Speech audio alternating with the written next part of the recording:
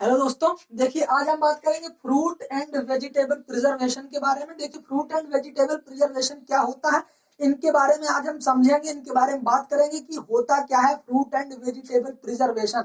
हिंदी में यदि हम इसे कहें तो फल एवं सब्जियों को सुरक्षित करना, सीधी सी बात है।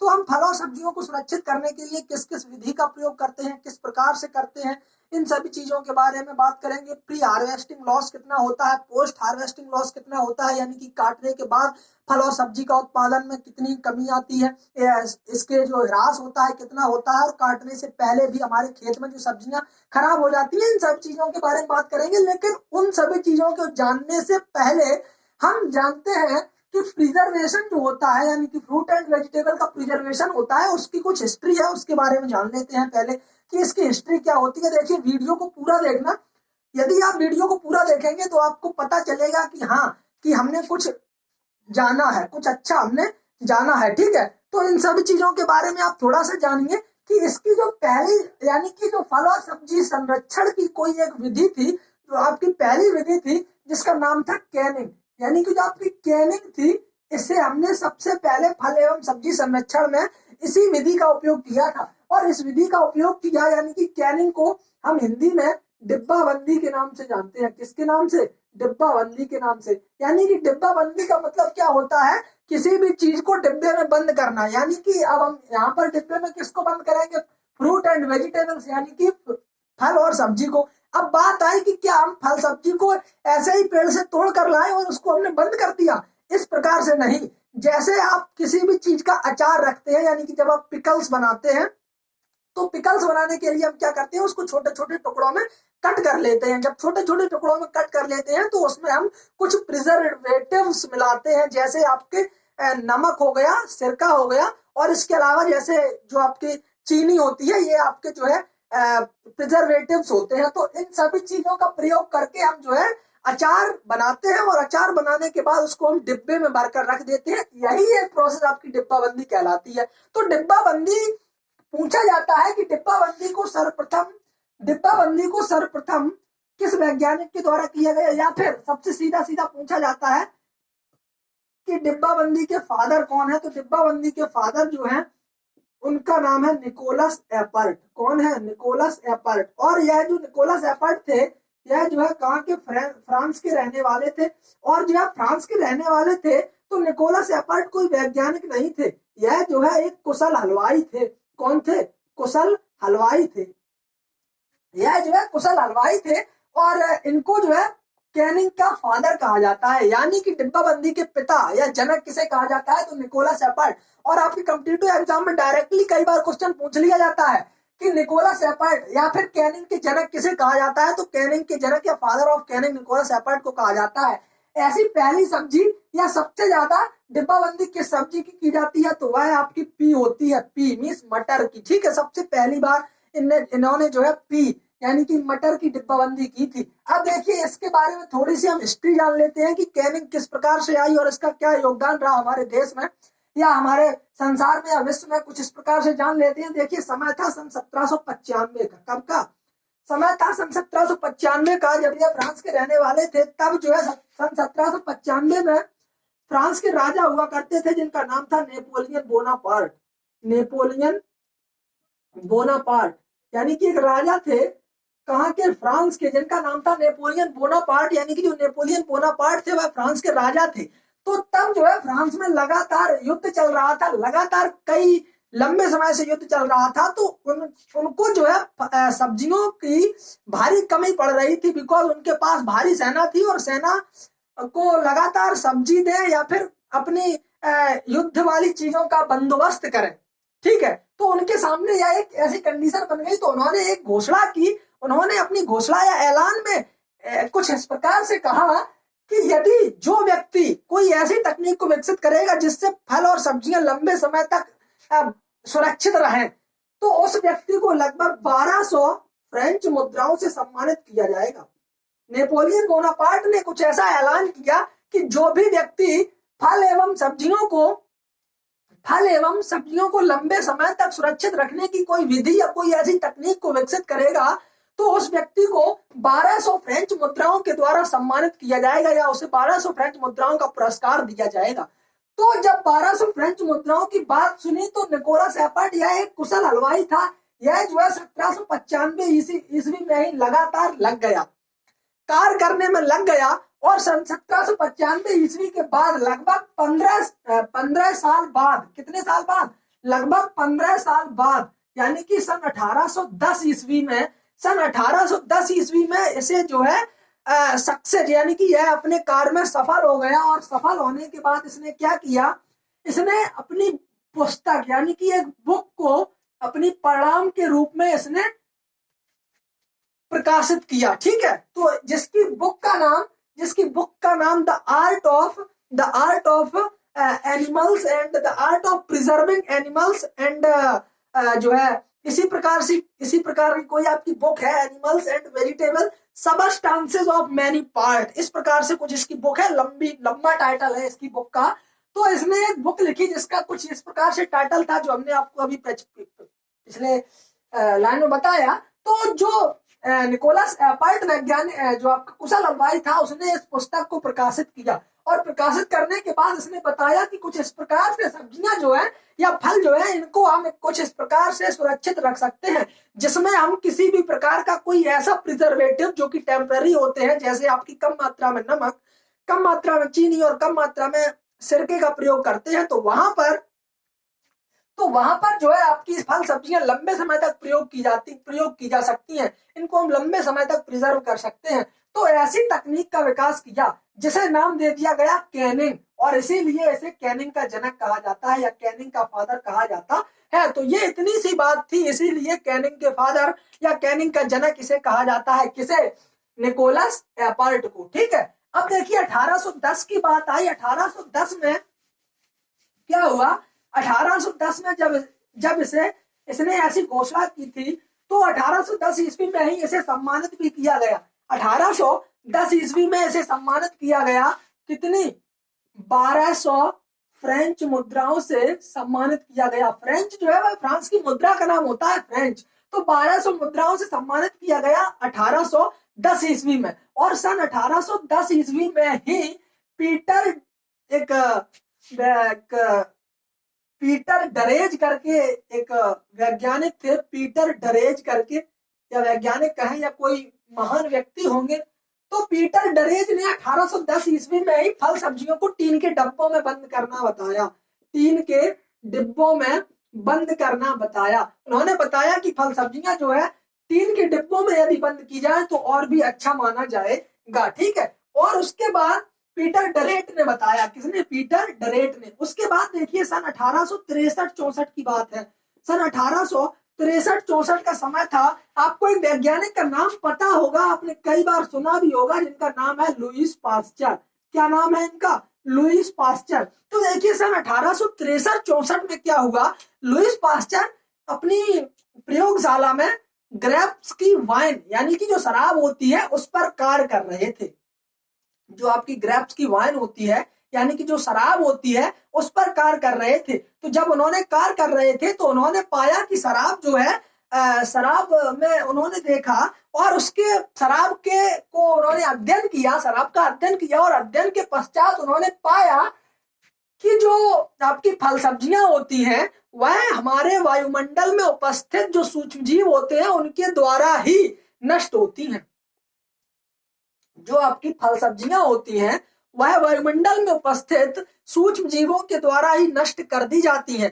तो ऐसी प्रोसेस से बचने के लिए हम क्या करते हैं, इन्होंने ही, लुईस पास्चर ने ही पास्चुरी शब्द का प्रयोग किया, पास्चुरी शब्द का प्रयोग किया, और पास्चुरी शब्द से ही पास्चुराइजेशन, आपने कई बार सुना होगा, पास्चुराइजेशन शब्द बना। और पास्चुराइजेशन शब्द किस प्रकार से बना, पास्चुराइजेशन शब्द जो है आपका किस प्रकार से बना, पास्चुराइजेशन में इन्होंने दो तकनीक का निर्माण किया या दो तकनीक को विकसित किया। इन्होंने बताया कि यदि हम फल सब्जियों को LT-LT मेथड के द्वारा या फिर HT-ST मेथड के द्वारा यदि हम फल सब्जियों को प्रिजर्व करें तो यह जो है काफी लंबे समय तक टिक सकती हैं। तो इन्होंने बताया कि LT-LT का मतलब होता है लो टेम्परेचर लॉन्ग टाइम, और HTST का मतलब होता है high temperature short time. LTLT में उन्होंने टेम्परेचर बताया था कि 63 डिग्री सेंटीग्रेड पर यदि हम 30 मिनट के लिए रख दें, कितने मिनट के लिए? 30 मिनट के लिए 63 डिग्री सेंटीग्रेड पर यदि हम फल सब्जियों को रखते हैं तो वह जो है कुछ समय के लिए संरक्षित रह सकती हैं। और देखिए HTST में उन्होंने बताया कि यदि हम फल सब्जी को 72 डिग्री सेंटीग्रेड पर 15 सेकंड के लिए भी यदि हम रख देते हैं, 72 डिग्री सेंटीग्रेड पर 15 सेकंड के लिए भी यदि हम रख देते हैं तो क्या होता है कि फल सब्जियां हमारी लंबे समय तक सुरक्षित रह सकती हैं। यह बात आपकी बताई थी किसने? लुईस पास्चर जैसे महान वैज्ञानिक के द्वारा यह बात बताई गई। लुईस पास्चर, इनका जो है आपके विज्ञान में बहुत ज्यादा योगदान है। कभी अलग बात करेंगे लुईस पास्चर के बारे में, कभी समय मिला तो अलग बात करेंगे लुईस पास्चर क्या है। तो लुईस पास्चर के बारे में आप सिर्फ इतना जानिए कि लुईस पास्चर ने पास्चुरी शब्द का प्रयोग किया था जिससे पास्चुराइजेशन बना। और पास्चुराइजेशन क्या होता है? LTLT या HTST मेथड के द्वारा जो भी फल सब्जियां या दूध को जिस प्रकार से हम गर्म करने की प्रोसेस को ही पास्चुराइजेशन कहते हैं। तो पूछा जाता है कि पास्चुराइजेशन के जनक कौन है? तो पास्चुराइजेशन के जनक लुईस पास्चर को कहा जाता है। इन्हीं का नाम लुईस पास्चर, ठीक है, इन्हीं ने वर्ड दिया था पास्चुरी।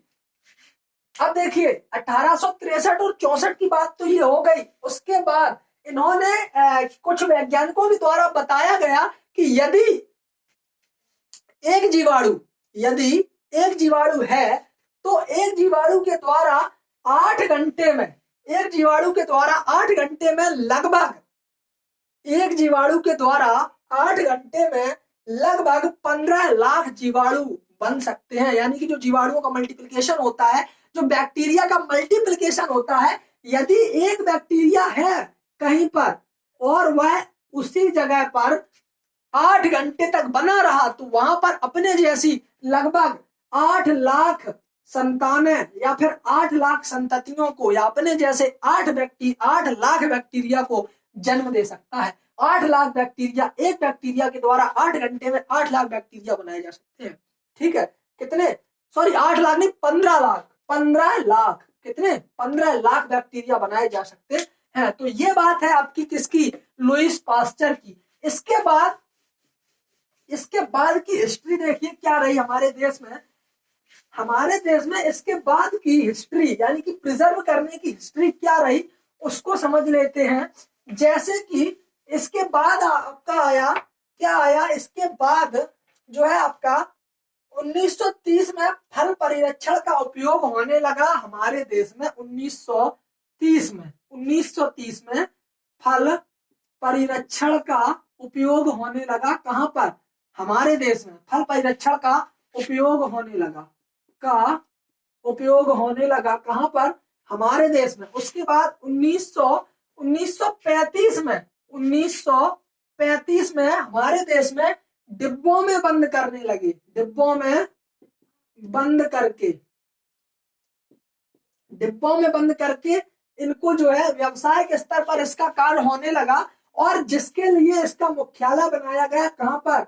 मुंबई में, जिसका मुख्यालय मुंबई में बनाया गया। उसके बाद सन 1950 में CFTRI की स्थापना की गई जिसका पूरा नाम central food technology and research institute होता है। यानी कि CFTRI का पूरा नाम central food technology and research institute होता है। तो इसकी स्थापना सन 1950 ईस्वी में की गई। कब की गई? 1950 ईस्वी में। और जब इसकी स्थापना सन 1950 ईस्वी में की गई तो हमारे देश में फल और सब्जी के संरक्षण की विधियां और भी तेजी से विकसित की जाने लगी। उसके बाद सन 1955 में एक एक्ट बना जिसका नाम है FPO। FPO का पूरा नाम फूड प्रोडक्ट ऑर्डर होता है। यानी कि FPO का पूरा नाम फूड प्रोडक्ट ऑर्डर होता है और इसे पास किया गया सन 1955 में। सन 1955 में फूड प्रोडक्ट ऑर्डर को पास किया गया और जब फूड प्रोडक्ट ऑर्डर को पास किया गया तो इसके तहत बताया गया कि कोई भी व्यक्ति बिना लाइसेंस के व्यावसायिक स्तर पर फल एवं सब्जियों का संरक्षण नहीं कर सकता है या प्रिजर्वेशन नहीं कर सकता है। यह बात सन 1955 में बता दी गई एफपीओ ऑर्डर यानी कि फूड प्रोडक्ट ऑर्डर के द्वारा यह बात बता दी गई कि यदि कोई भी व्यक्ति बिना लाइसेंस के, यानी कि कोई भी व्यक्ति, हाँ घरेलू तौर पर थोड़े से अचार या फिर कुछ फल सब्जियों का संरक्षण तो हम कर सकते हैं, लेकिन यदि आप उससे अपना धंधा करना चाहते हैं, व्यवसायिक स्तर पर यदि किसी चीज को यानी फल सब्जियों को संरक्षण कर रहे हैं, तो वहां पर आपको लाइसेंस बनवाना पड़ेगा। बिना लाइसेंस के आप पकड़े जाते हैं तो उसमें आपको जुर्माना भी भरना पड़ सकता है। इस प्रकार की चीजें एफपीओ ऑर्डर के तहत बताई गई। उसके बाद देखिए क्या होता है, आज की डेट में वर्तमान में लगभग 2000 कारखाने, कौन से कारखाने, फ्रूट एंड वेजिटेबल प्रिजर्वेशन कारखाने, लगभग 2000 कारखाने कार्य कर रहे हैं। हमारे देश में लगभग 2000 कारखाने कार्य कर रहे हैं। किसके? फल एवं सब्जी के संरक्षण के लिए। किसके लिए? फल एवं सब्जी के संरक्षण के लिए। अब देखिए हम बात करते हैं फल एवं सब्जी के संरक्षण की कुछ ऐसी विधियों के बारे में या फिर कुछ ऐसे तथ्य जानते हैं जो कि हमें जानना आवश्यक है। जैसे कि फल सब्जियों का उपयोग करने से पहले ही लगभग 20 से 30% सब्जियां हमारी नष्ट हो जाती हैं। कितनी? 20 से 30% सब्जियां या फल हमारे नष्ट हो जाते हैं उनका उपयोग करने से पहले ही। और देखिए नमी, लगभग फलों या सब्जियों में लगभग 80% नमी पाई जाती है। कितनी? 80% नमी पाई जाती है आपकी फल एवं सब्जियों में। कितनी नमी पाई जाती है? 80% नमी पाई जाती है। और देखिए आपने एक चीज देखी होगी कि स्प्राउटिंग होती है। किसमें स्प्राउटिंग होती है?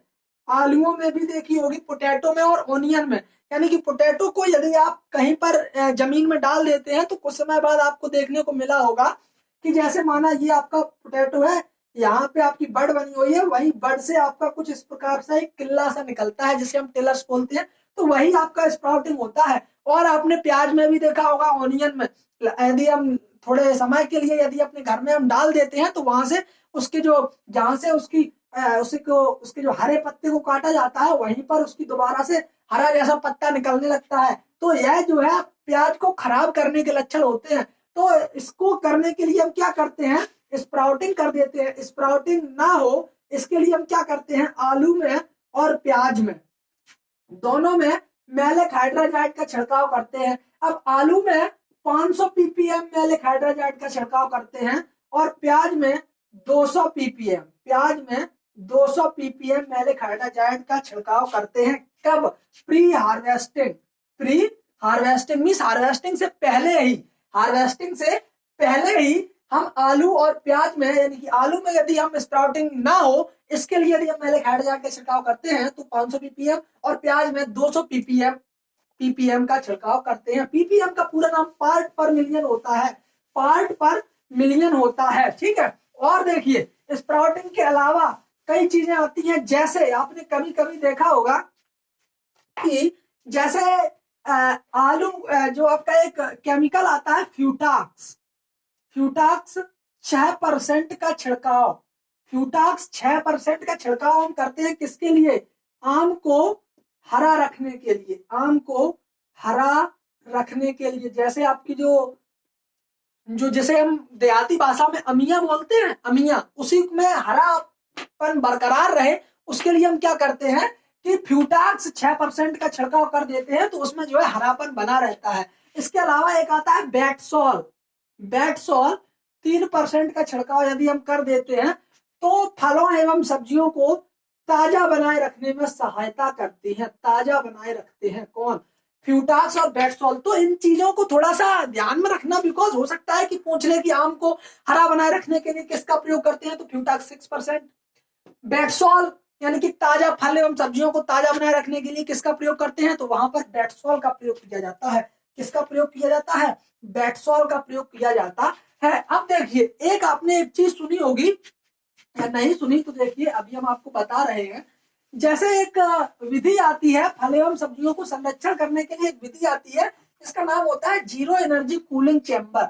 Zero energy cooling chamber, zero energy cooling chamber, यानी कि जीरो एनर्जी कूलिंग चैम्बर जो है आपका होता है, इसमें क्या होता है यह विधि जो है आपकी महत्वपूर्ण विधि है, बिकॉज इसे जो है आपके जो CSDMU द्वारा होने वाली परीक्षा में कई बार डिस्क्रिप्टिव एग्जाम में पूछा गया है टिप्पणी के रूप में। हो सकता है कि इससे एक ना एक क्वेश्चन आपके ऑब्जेक्टिव एग्जाम में भी पूछ ले। तो देखिए जीरो एनर्जी कूलिंग चैम्बर में क्या होता है, इस विधि को IARI के द्वारा विकसित किया गया। किसके द्वारा? IARI के द्वारा विकसित किया गया। इसमें जो है क्या है कि इसमें जो है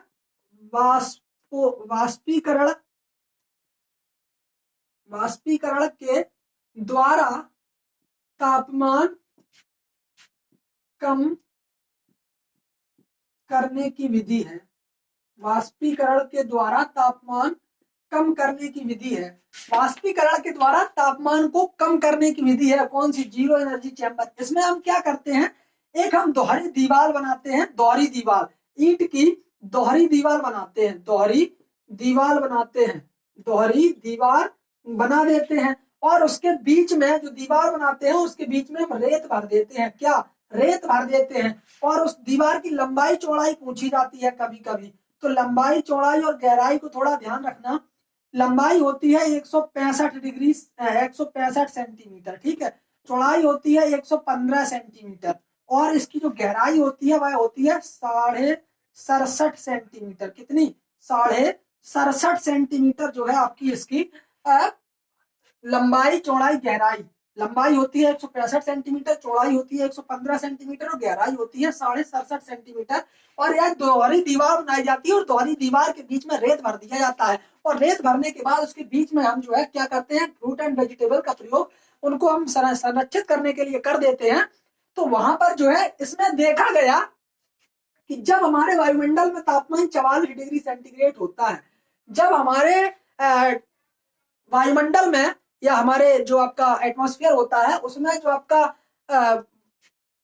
तापमान जब 44 डिग्री सेंटीग्रेड होता है तो जीरो एनर्जी कूलिंग चैम्बर का टेम्परेचर 28 डिग्री सेंटीग्रेड तक रहता है। 28 डिग्री सेंटीग्रेड से ज्यादा नहीं होता है। तो कुछ तो है इससे, बिकॉज कहाँ 44, यदि हम 44 डिग्री सेंटीग्रेड पर अपने हम टेम्परेचर पर रखेंगे अपने हम कमरे में, तो उससे अच्छा है कि 28 डिग्री सेंटीग्रेड कुछ ऐसी व्यवस्था कर ले ताकि 28 डिग्री सेंटीग्रेड पर हम इसको जो है संरक्षित कर सकते हैं फल सब्जियों को। और अच्छा टेम्परेचर भी माना जाता है 28 डिग्री सेंटीग्रेड, ताकि ना ज्यादा गर्मी होती है और ना ज्यादा सर्दी होती है। तो वही 28 डिग्री सेंटीग्रेड टेम्परेचर जो है इसमें मापा गया है। तो ये चीजें हैं आपकी जो कि परीक्षा के एग्जाम के पॉइंट ऑफ व्यू से काफी हद तक जो कि आपकी पूछी जाती हैं। और देखिए इसके अलावा जैसे कभी कभी आपसे पूछ लिया जाता है, क्या पूछ लिया जाता है, उन सभी चीजों के बारे में अभी हम बात कर ले रहे हैं। जैसे आपसे पूछा जाता है कि ग्रेडिंग क्या होता है, ग्रेडिंग या ग्रेडिंग किस यंत्र के द्वारा करते हैं। तो फलों या सब्जियों को आकार के आधार पर, आकार, रंग, रूप, बनावट, इन सभी चीजों के आधार पर और तथा गुणवत्ता के आधार पर जब हम अलग करते हैं तो उसी को हम ग्रेडिंग कहते हैं। किस यंत्र के द्वारा की जाती है, तो वह जो है आपकी ग्रेडर के द्वारा की जाती है। किसके द्वारा? ग्रेडर के द्वारा की जाती है। उसके अलावा प्री कूलिंग क्या होता है? प्री कूलिंग, प्री कूलिंग यानी कि जब हम फल और सब्जियों को तोड़ करके अपने किसी फील्ड पर लाते हैं तो उसमें जो फील्ड में जो यानी कि फल सब्जियां होती हैं वह फील्ड में लगी रहती हैं। तो फील्ड में लगी होने के कारण क्या होता है कि उसका जो फील्ड की जो ऊष्मा होती है उसको वह अवशोषित कर लेती है। उस ऊष्मा को ही हटाने की क्रिया आपकी प्री कूलिंग कहलाती है। और इसको हम कई प्रकार से हटा देते हैं, या फिर हम सब्जियों को लंबे समय तक या उस पर हम पानी की फुहार मार देते हैं, या फिर कई विधियां आती हैं जो कि आपको इसमें प्री कूलिंग के बारे में बताती हैं। इसके अलावा जैसे आपसे कभी कभी पूछ लिया जाता है ड्राइंग क्या होता है। ड्राइंग तो फल एवं सब्जियों को सुखाना। अब ड्राइंग के लिए भी हम क्या करते हैं, दो तरीके से, एक तो सन ड्राइंग होता है, एक तो सन ड्राइंग होता है, यानी कि सन ड्राइंग में सब्जियों को हम सुखाते हैं। मीन्स जैसे सूर्य के प्रकाश में जब हम फल सब्जियों को सुखा देते हैं तो वहां पर सन ड्राइंग कहते हैं। और कहीं कहीं पर डिहाइड्रेटर का प्रयोग करते हैं, यानी कि डिहाइड्रेटर का मतलब होता है एक यंत्र आता है जिसका नाम डिहाइड्रेटर होता है। और डिहाइड्रेटर का पूछा जाता है कि फल सब्जियों को ड्राई करने के लिए किस यंत्र का प्रयोग किया जाता है, तो डिहाइड्रेटर का प्रयोग किया जाता है। और डिहाइड्रेटर में क्या होता है, एक हम निश्चित तापमान पर उसमें हम जो तापमान जो निश्चित होता है उस पर हम क्लियर करके रख देते हैं, तो फल सब्जियां लंबे समय तक संरक्षित रह सकती हैं। और सन ड्राइंग करते हैं, तो सन ड्राइंग में सूर्य की धूप में हम फल सब्जियों को सुखाते हैं। तो ये सभी चीजें आपसे डायरेक्टली परीक्षा में पूछी जाती हैं। आगे हम बात करेंगे आपसे कि जो आपकी कई प्रकार के जैसे जैम, जेली, मुरब्बा, अचार, कटलेट, इस प्रकार की चीजें बनाई जाती हैं, उनमें कितना टीएसएस होता है, कितनी इसमें शुगर की मात्रा रखी जाती है, प्रिजर्वेटिव मटेरियल्स क्या क्या होते हैं, इन सभी चीजों के बारे में बात करेंगे। आज तो हमने थोड़ा मोटा मोटा आपको जानकारी के लिए बता दिया कि क्या इससे रिलेटेड कुछ संस्थान थे, क्या इसकी कुछ हिस्ट्री रही, क्या कैसे स्टार्ट हुआ हमारे देश में, कैसे संसार में स्टार्ट हुआ, इन सब चीजों के बारे में हमने आपको जानकारी दी।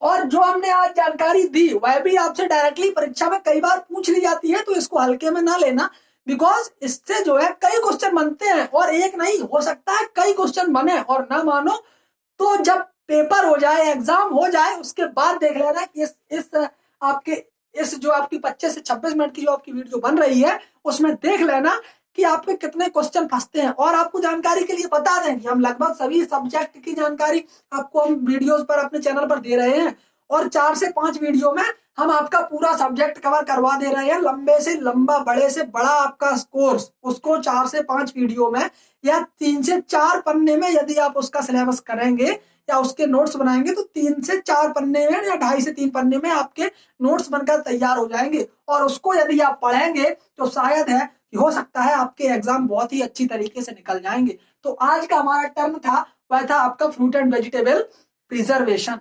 अगला जो है आपका क्या हो सकता है वह आपको कल पता चल जाएगा। आज वीडियो अपलोड होगी फ्रूट एंड वेजिटेबल प्रोडक्शन के बारे में, ठीक है, तो वेजिटेबल प्रिजर्वेशन के बारे में।